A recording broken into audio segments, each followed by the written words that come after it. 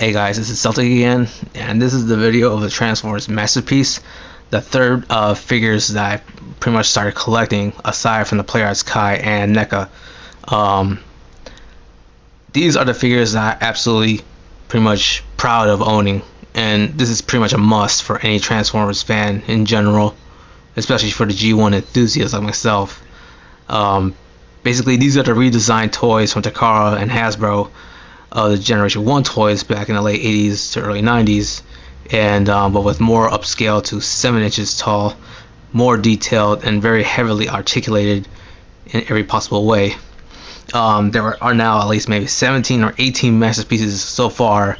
There has a masterpiece of there was an original masterpiece of Optimus, but the thing is, he was like maybe close to 12 or 13 inches taller, with more die cast and little on plastic. Well, it was a good figure back then, but it had some issues. It didn't look right as it is with the MP10.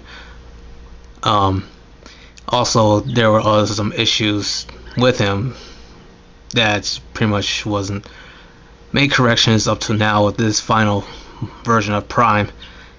And they also had a different color version of Optimus, whereas he was in sleep mode and as an Ultra Magnus, which I really much didn't care for. They had Megatron, but his masterpiece mold wasn't really that great. He was the same size as the MP1 of Optimus. He was at least 12, 13 inches taller, but there were issues with him, being as if there was like some parts going from the side panels there. But and he was pretty much breaking easily, for what other customers were saying. They had other masterpieces as well, like Grimlock, Nutcracker, and Prime.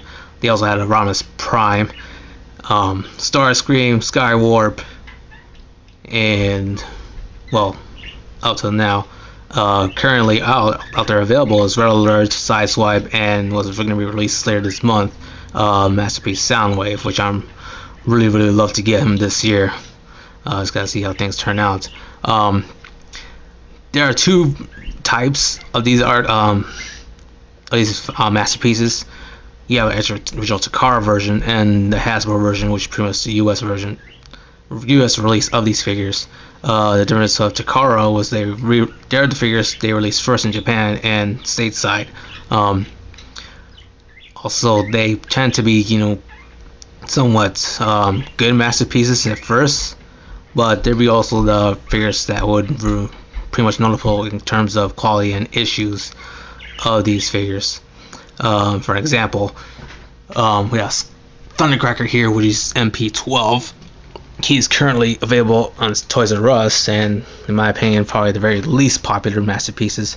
Reason being is because, well, he's a seeker for one. He's not as popular as Starscream, but as a fan of Starscream and not much of a seeker fan, I believe he is worth getting alone, because at first I was skeptical. I wasn't really much thinking, I would love Thundercracker because I really want to get Starscream, but he's actually a great figure. I mean, by all means. I mean, the amount of detail on him is just amazing, and the color, well, the video doesn't do justice in this figure, but the color is pretty much bright and vibrant. I mean, I absolutely love him, and from transforming into just robot mode into vehicle mode, just like, it was amazing. I mean, I absolutely love him. And as I said, there were like at least previous mold of this character, but as well as Starscream and Skywarp. But this is the updated mold, or the second version of the mold that they use for Thundercracker and Starscream. Starscream comes with MP, who was Masterpiece 11, and aside from his original release of Hasbro, which was a Walmart exclusive, I'm sorry, that first mold had some issues. And like I said, Takara was probably the first figures that released, and pretty much mostly addressed by the customers with the issues of those figures, thus making corrections for the Hasbro release. Again, this is the second mold, and pretty much a more better version of that mold. With Starscream's mold, there are some issues, because apparently in the hips right here, there used to be a side cable there, which is part of the wing at the end of the jet. In the vehicle mode, will get in the way when in terms of standing and having him posing whichever way you want him. But in this mold, they pretty much fused them together with his legs, and now they'll move up and down when transforming into vehicle or robot mode. Another issue is like, this is standing or display, or however you want to say it. He can't be able to stand in the zone in the original mold. Reason being is that they didn't provide him a hip, not a hip, a heel. And on the back you see there, that third piece on the far right, that is his heel, and that's to be able to stand him more, because from the first mold they actually had to rely on his foot and the thrusters right there in order to stand him. And people were having some issues with them, and so when it comes to the Hasbro release of this Thundercracker, they actually correct that and give him a heel, which in part goes in the back like so. Let's see if I can show you here. So you lift this piece up, because this wasn't available from the first mold. All you gotta do is put his heel back in its place when it's jet mode. Now just take him out, put a heel, and thus he'd be able to stand very well on its own. The quality of plastic is very well, but it's not as great as you thought it would be.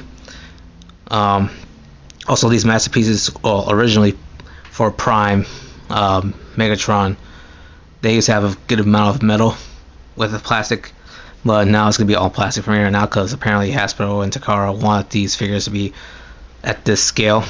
Aside from Red Alert and Sideswipe, they're a lot more smaller in comparison, but I guess they're trying to go over the scale, with these Transformers, be as accurate as probably as the cartoon. But to me it's not that bad, but I just absolutely love the scale, what they're trying to go through. So yeah, Thundercrackers right now is pretty much available in any Toys R Us. He's pretty much a Toys R Us exclusive. Aside from Optimus Prime, he's available in Toys R Us as well, but he's incredibly hard to find, because thankful scalpers, they are trying to get him as much as they can and trying to resell him for double the price that he is, because I paid this guy for at least $127 through the website of Toys R Us with tax and shipping, but now I noticed that he raised the price for $10 more. Now he's costing you $130.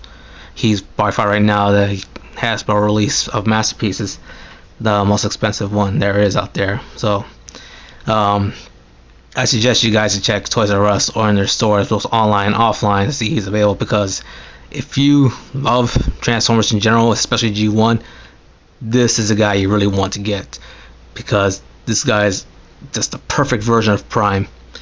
And not only that,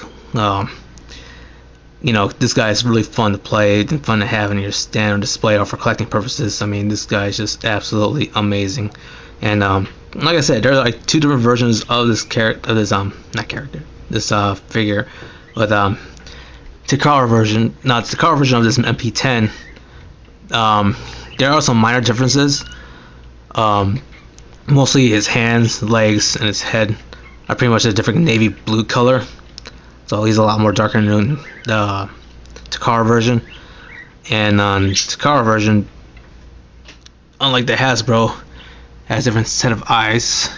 In the Takara version, he has translucent plastic on his eyes, but in the Hasbro version, he has blue painted eyes, which pretty much stands out more than he was in the Takara version. And also, this yellow paint right there wasn't available in the Takara version. But yes, this one is a figure that you probably must get for any Transformers fans alone, especially for G1, of course, because again, this guy is really fun to have, and glad I picked him up earlier rather than now, because apparently again he's hard to get and all that stuff. Now with the Takara versions, like I said, they pinpoint like some of the wrong things that come in at first when they release these figures, like Convoy, or not Convoy, Rodimus Prime.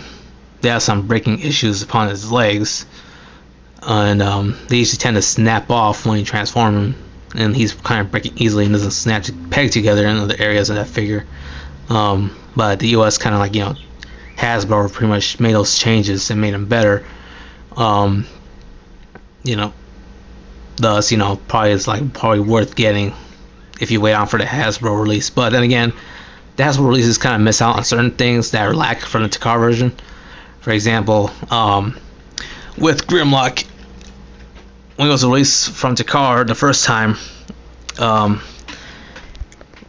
he didn't come with the accessory that most people were looking forward to, i.e. his crown, which does came with the Hasbro version. And a lot of people weren't happy back then at the time, but when the Hasbro released their version of Grimlock, he does come with his crown, as well as all the little gimmicks that came with the original Takara version. One of the gimmicks is like having this Energon sword light up. It's hard to tell because not the lack of light here and there, but as you can see, it lights up. Grimlock can able to have the G1 cartoon or comic book accurate by changing his eyes. Just give me a second here. Find that little tab to change those eyes.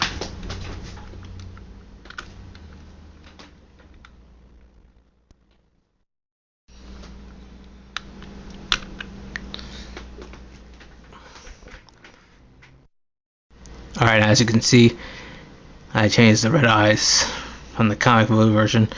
And you can do as well with his dinosaur remote head. You can change the eyes on his head to red or blue. And that's a really nice gimmick. I love that, and I'm pretty sure any Grimlock fan would appreciate that. Again, with the Hasbro releases, they make some minor detailed changes. In an original Hasbro release, Grimlock didn't have these gray sort of paints on his legs. Takara version, as well as these red and white stripes on his arms, but they actually had that for the Hasbro version. But also, like, they tend to be a little bit better when it comes to figure wise, but more importantly, prices is pretty much where you probably would like will win you over, because for Optimus Prime, the original Takara version pretty much costs $200 for him, and for Grimlock he was going for maybe $200 to $300 plus. Thundercracker, from one website I check out, he costs like $400, but he is not worth getting because apparently, again, they used a previous mold for Thundercracker instead of for this new mold, and it's pretty much a lot better than the previous one.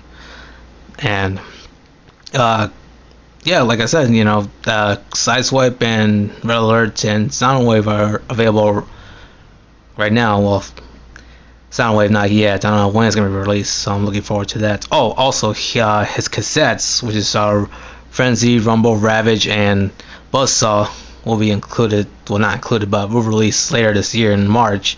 So I'm looking forward to get those. There's no word what's the next US masterpiece going to be, but for now it's going to be Thundercracker and Optimus Prime, and I say these two you should get, whether you're not much of a Thundercracker fan or not, because he is really a lot of fun to play with and look at, and I enjoy him a lot, and I'm glad I bought him before it was too late. But who knows, he might be still available on Toys R Us. And aside from the Takara releases, I don't know who's going to be the next masterpiece. I do hope it's going to be the next new mold of Megatron, because it's long overdue, and I believe that he should be next. But who knows? Who might be another Decepticon or a not so popular Autobot. But yes, these are definitely the figures you should try to get, whether you're a toy collector fan or not, or just a general Transformers fan in any way. You should pretty much look into these figures and get one while you can.